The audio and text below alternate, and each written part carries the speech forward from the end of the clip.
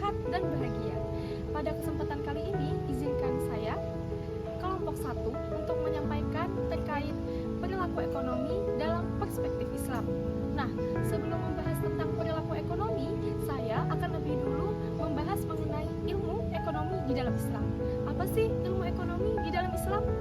Nah, jadi ilmu ekonomi dalam Islam adalah ilmu tentang perilaku ekonomi dalam mengelola sumber daya yang terbatas untuk memenuhi kebutuhan yang tidak terbatas dengan mempelajari produksi, distribusi, dan konsumsi sesuai dengan prinsip-prinsip syariat Islam.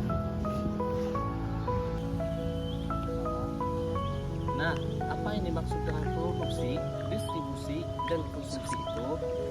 Yang pertama, produksi, yaitu proses menciptakan barang atau jasa untuk memenuhi kebutuhan manusia.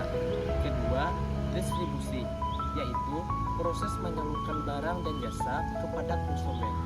Dan ketiga, konsumsi, yaitu penggunaan barang atau jasa untuk memenuhi kebutuhan, yang mana semua itu dilakukan dengan cara yang halal, bermanfaat sesuai dengan syariat Islam. Lalu, apa hubungan produksi, distribusi, dan konsumsi dalam perilaku ekonomi? Dalam Islam, perilaku ekonomi termasuk produksi, distribusi, dan konsumsi. Tidak hanya dinilai dari efisiensi dan keuntungan saja, tetapi juga dari moral, keadilan, dan ketakwaan. Yang pertama, perilaku produksi dalam Islam. Tujuan produksinya bukan hanya sekedar mencari keuntungan, tetapi untuk kemaslahatan umat. Dengan cara barang atau jasa yang diproduksi harus halal dan baik, tidak merusak alam, adil, dan lain-lain.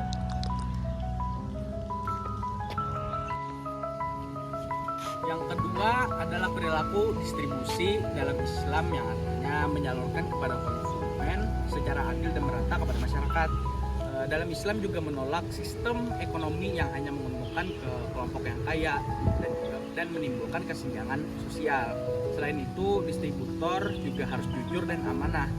Yang ketiga adalah perilaku konsumsi, yang artinya menggunakan barang secara halal, bermanfaat, dan juga tidak berlebihan. Konsumsi tidak hanya untuk kepuasan tersendiri, tetapi juga untuk mendukung ibadah dan juga kemaslahatan. Pembahasan selanjutnya adalah tentang prinsip-prinsip dalam syariat Islam. Saya akan menyampaikan beberapa prinsipnya. Yang pertama, prinsip tauhid. Seluruh aktivitas ekonomi harus berlandaskan pengakuan bahwa Allah adalah pemilik mutlak segala sesuatu. Apa yang kita punya adalah titipan dari Allah. Adapun kegiatan ekonomi seperti bekerja, berdagang, bertani, dan lain-lain juga dianggap ibadah jika dilakukan sesuai syariat. Yang kedua, prinsip khilafah. Manusia adalah wakil Allah di bumi, bertugas mengelola sumber daya secara adil, efisien, dan bertanggung jawab. Manusia harus mengelola sumber daya dengan bijak, tanpa merusak lingkungan atau menzalimi orang lain. Ketiga adalah prinsip keadilan. Prinsip utama dalam ekonomi Islam adalah keadilan.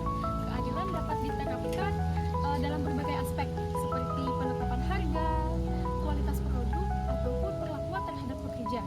Yang keempat adalah prinsip tazkiyah, membersihkan harta dan jiwa dari sifat tamak, kikir maupun dunia dengan cara melakukan zakat, infak, dan sedekah. Yang terakhir adalah prinsip falah. Definisi Islam tentang al-falah adalah sukses. Dalam mencapai kesuksesan di dunia, ini akan membantu mencapai kesuksesan kita di akhirat nanti. Setelah mendengar penjelasan dari mereka, aku dapat menyimpulkan beberapa tujuan perilaku ekonomi dalam Islam. Yang pertama, yang kedua, yang ketiga, yang keempat, dan yang kelima. Nah, dari pembahasan sebelum-sebelumnya dapat ditarik sebuah kesimpulan bahwasanya perilaku ekonomi dalam perspektif Islam adalah cara manusia untuk berusaha memenuhi kebutuhan hidupnya sesuai dengan ajaran syariat. Mencari rezeki bukan hanya soal mencari keuntungan, tetapi juga bagian dari ibadah yang harus dijalankan dengan prinsip keadilan, kejujuran, dan tanggung jawab sosial untuk mencapai kesejahteraan bersama dan keridhaan Allah Subhanahu wa Ta'ala. Nah, Sekian pembahasan kami kali ini. Semoga bermanfaat dan menambah wawasan untuk kita semua. Sebelum menutup, izinkan saya untuk memberikan sebuah pantun. Pergi ke sawah melihat padi, ada belalang ikut menari. Video kami cukup di sini. Semoga ilmunya nempel di hati. Assalamualaikum warahmatullahi wabarakatuh.